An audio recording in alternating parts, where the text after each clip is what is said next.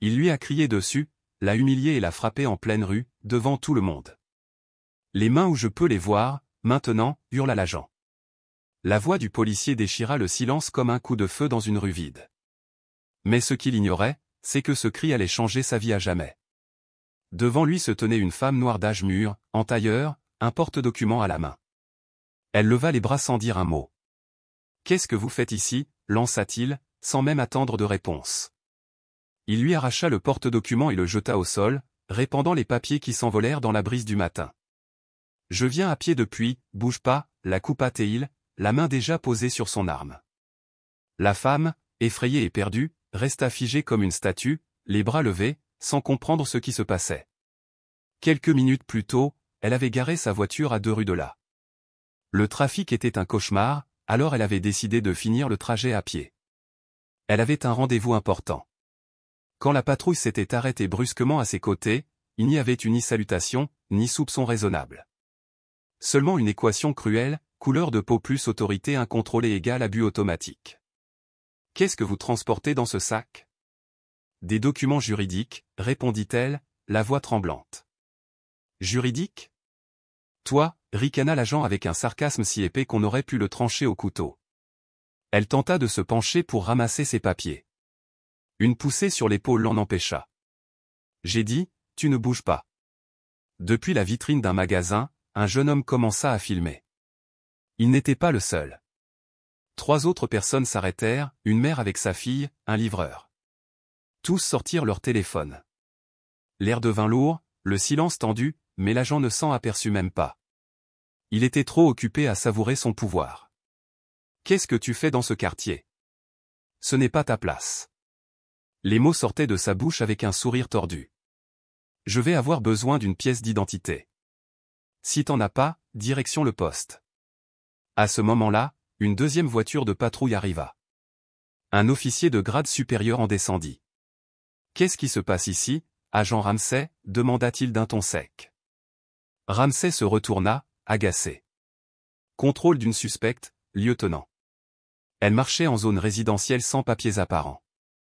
Le lieutenant jeta un coup d'œil à la femme et son visage changea du tout au tout, comme s'il avait vu un fantôme ou pire. Ramsey lâcha les papiers comme s'il le brûlait. La femme parla enfin, d'une voix basse, calme, mais remplie d'une autorité glaçante. « Ça suffit. » Les murmures se turent. Le silence fut total. Ramsey ne comprenait pas pourquoi son supérieur avait changé de ton. « Qu'est-ce qu'il y a, lieutenant ? On va vraiment laisser cette négresse nous marcher dessus, lança-t-il, crachant ce mot avec tout le mépris du monde, comme si c'était un crime pire que braquer une banque. Sans attendre de réponse, il se tourna vers elle, le front plissé et un sourire haineux. « Tu sais quoi, négresse ? Des gens comme toi ne devraient pas traîner dans ce genre de quartier. » Les témoins furent pétrifiés. « Avec ce genre d'habit, tu crois tromper qui ?» ajouta-t-il en s'approchant, le doigt pointé vers elle. « Tu dois avoir un casier. Vous en avez toujours un. Tu devrais être en prison, pas ici, à emmerder les gens bien dans un quartier résidentiel. » La femme ne bougea pas. Elle ne recula pas, mais ses mains tremblaient légèrement, signe d'une colère contenue. Chaque mot du policier semblait le rendre plus puissant, comme une drogue. « Tu sais pourquoi je t'ai arrêté ? Parce que tu ne corresponds pas à ce lieu. Vous ne correspondez jamais à rien. Vous semez le désordre, toujours dans les ennuis. Retourne dans ton quartier et fous-nous la paix. » Le jeune homme qui filmait s'avança. « Et ça suffit. Toi, ferme-la » hurla Ramsey. « Vous la défendez tous comme si c'était une innocente. » Puis il ajouta, grimaçant, « Mais évidemment, avec leur air de victime, c'est toujours le même cinéma. » Le lieutenant le fixait maintenant, pâle, incapable de parler. La femme, elle, baissa lentement les yeux vers sa carte d'identité, toujours au sol parmi les papiers. Elle se pencha avec une dignité infinie, la ramassa, la tendit bien haut, et parla pour la première fois d'une voix claire et ferme, audible pour tous. « Lisez mon nom. » Ramsey éclata de rire, moqueur. « Je vais pas lire ta fichue. Lisez. Mon nom. » Le ton résonna comme un coup de marteau. Ramsey, déstabilisé, attrapa la carte. Ses yeux parcoururent les lettres, et il resta figé. Sa bouche tenta de prononcer quelque chose, mais aucun mot ne sortit. Le silence qui suivit fut écrasant. La femme, elle, restait droite, immobile, imposante. Et c'était cela qui l'énervait plus que tout. Plus que si elle l'avait insulté. Plus que si elle avait pleuré. Parce qu'elle n'avait pas peur. Et pour quelqu'un comme lui, c'était impardonnable. Ne me regarde pas comme ça, rugit-il soudain. Son visage rouge, ses yeux injectés de haine. N'ose pas me regarder comme si tu valais plus que moi. Elle ne dit rien. Elle soutint simplement son regard, calme mais ferme. Alors, avec une rage qui semblait porter le poids de siècles de haine, Ramsay la gifla violemment. Le claquement sec de la paume contre sa joue résonna dans la rue comme un coup de fouet. La tête de la femme partit brusquement sur le côté. Le silence qui suivit fut irréel, presque sacré. « C'est ce que tu mérites, négresse », cracha Ramsay, le poing encore tremblant. « Ça, et bien plus encore. Pour avoir cru que tu étais quelqu'un. Tu n'es rien. » La femme inspira profondément. Sa joue brûlait, mais elle ne baissa pas les yeux. « Frappe-moi si tu veux, dit-elle d'une voix posée. Ça ne changera pas ce que je suis. » Ramsay se pencha vers elle, les mâchoires serrées. « Et qu'est-ce que tu es, au juste ? Ah, une de ces militantes, c'est ça ? Tu n'es qu'une esclave de plus, une de celles qui ne sait toujours pas quelle est sa putain de place. » Le lieutenant s'avança d'un pas vif. « Ramsay !» Sa voix vibrait de fureur. « Arrête immédiatement. » Mais il était trop tard. Le mal était fait, et les caméras continuaient à enregistrer. Ramsay haletait encore comme une bête sauvage. La femme, quant à elle, restait droite. Sa joue était rouge, enflammée par le coup, mais ses yeux, eux, ne tremblaient pas. Il fixait la foule comme si elle savait déjà que l'horloge venait de se retourner contre lui. « Ça suffit. » Rugit soudainement le lieutenant. « Officier Ramsay, vous êtes en état d'arrestation. » Le policier se retourna brusquement. « Qu'est-ce que tu viens de dire ? Tu es arrêté pour agression, abus d'autorité, comportement raciste et atteinte aux droits civils. T'es cinglé ? Je suis la loi. Elle, c'est une menteuse, une sale négresse. » Il hurla, consumé par la haine. « Et moi, je suis ton supérieur, » répliqua le lieutenant. « Je viens de te voir agresser une civile sans aucune provocation. Donne-moi ton arme et ton insigne, immédiatement. » Ramsay resta figé. Son monde s'effondrait. Derrière eux, les témoins éclatèrent en applaudissements, en cris de colère, en indignation. Un livreur hurla.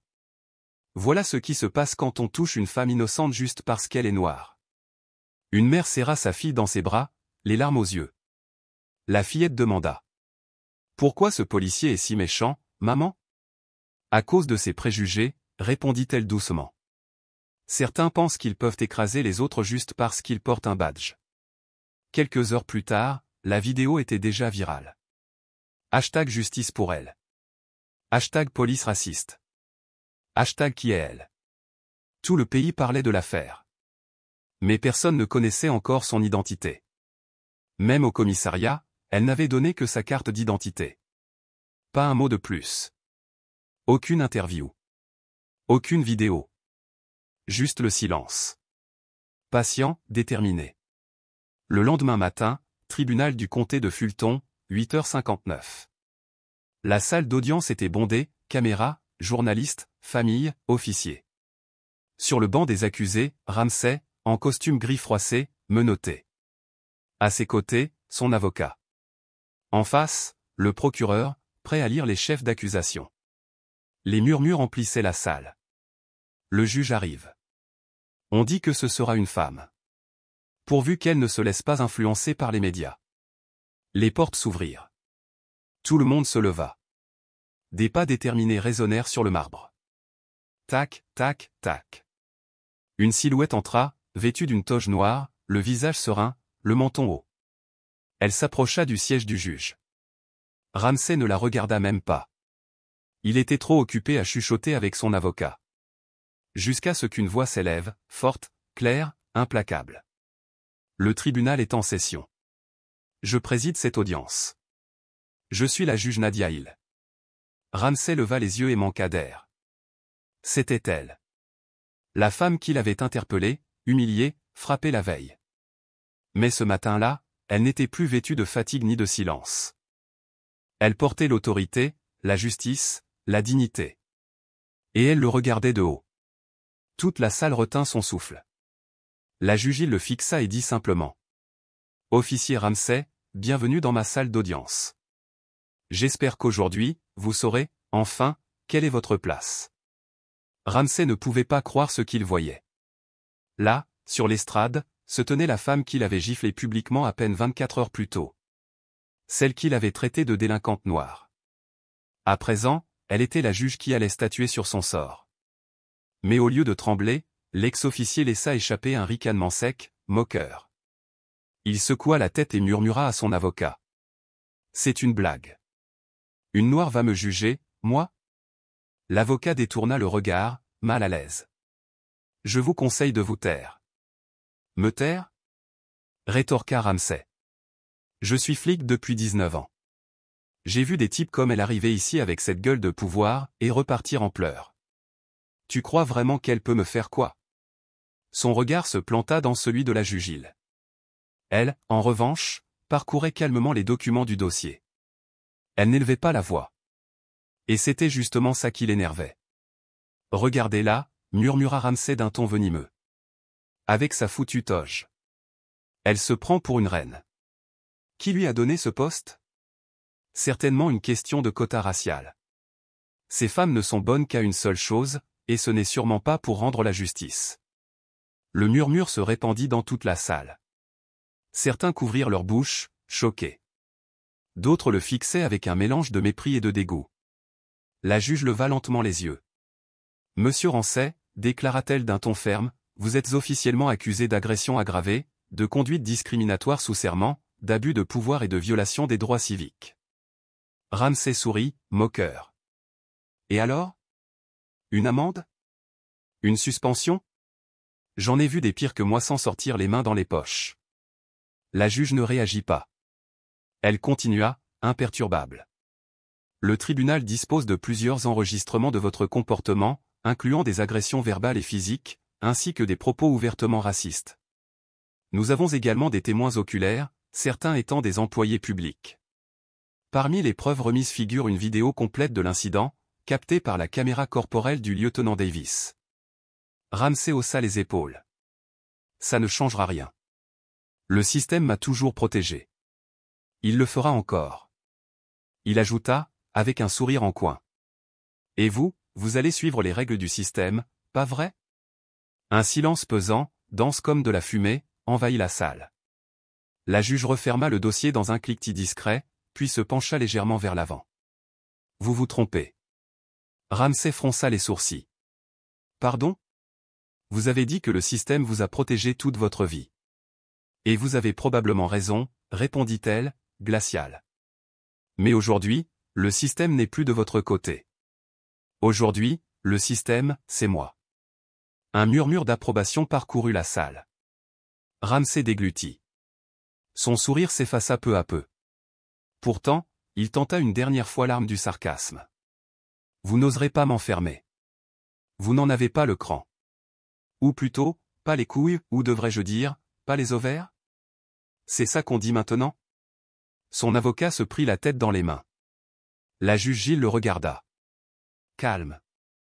Inébranlable. Très bien. Vu votre mépris total pour la loi, l'absence de remords, votre dossier chargé de plaintes similaires, et votre incapacité à respecter cette cour. Elle marqua une pause. Vous êtes officiellement placé en détention provisoire, sans droit à libération sous caution, en attente de votre procès pénal fédéral. J'informe également que ce tribunal a saisi le parquet des droits civiques pour élargir les accusations à des crimes haineux. La salle éclata en applaudissements. Pour la première fois, Ramsay devint livide. Il n'avait plus aucun contrôle. Menotté, il fut escorté hors de la salle en hurlant des insultes que plus personne n'écoutait. Il n'avait plus d'uniforme, plus d'insigne, et pour la première fois de sa vie, plus aucun pouvoir. Les semaines suivantes, l'histoire fit la une dans tout le pays. Les titres variaient, mais le message restait le même, une juge noire fait face à son agresseur au tribunal. Condamnation historique d'un officier raciste. La chute d'un système sous un coup de marteau. Durant le procès, plus de 23 plaintes antérieures contre l'ex-officier Rancet furent révélées, pour abus et discrimination.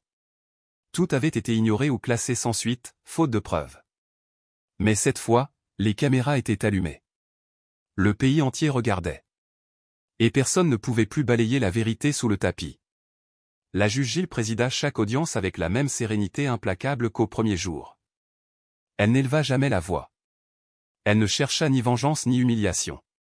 Elle fit simplement ce que le système n'avait jamais su faire auparavant, appliquer la loi équitablement. 3 mois plus tard, Rancet fut condamné à 27 ans de prison fédérale pour abus d'autorité, crime haineux et conspiration pour dissimuler des agressions avec l'aide d'autres agents. Plusieurs hauts responsables qui l'avaient protégé pendant des années furent également inculpés. Le département de police d'Atlanta fut placé sous contrôle. Des protocoles furent réformés, des enquêtes internes ouvertes, et pour la première fois, une division de supervision civile fut créée pour surveiller l'usage de la force.